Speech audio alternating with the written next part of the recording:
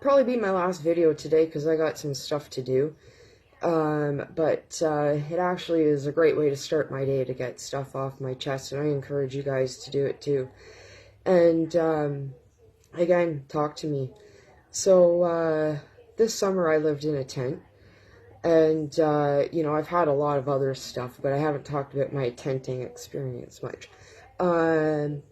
I mean, I made do with what I got, and because I was feeling better than previous summers, because I was sick with chronic colitis, didn't eat for 109 days, was fed through my bloodline, lived in a motel. Okay, catch it back up to me living in a tent.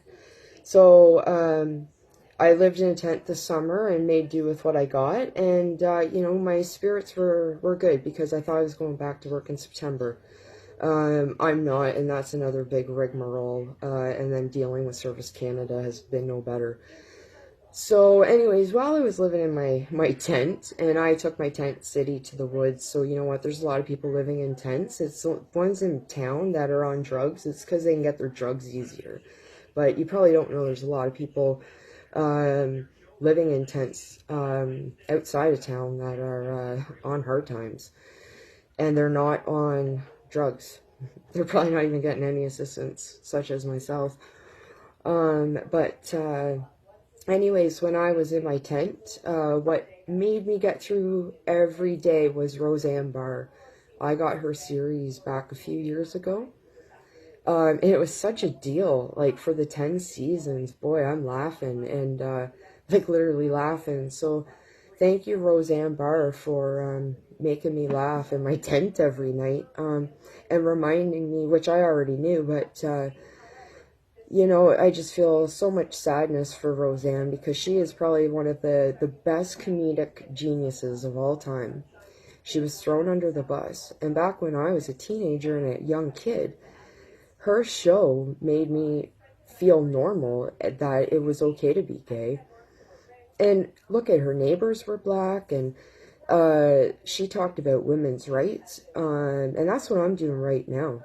And she talked about women's rights, but I don't want to talk about women's rights. I want to talk about everybody, because we got to quit going here and there. We got to talk about all of us, y'all.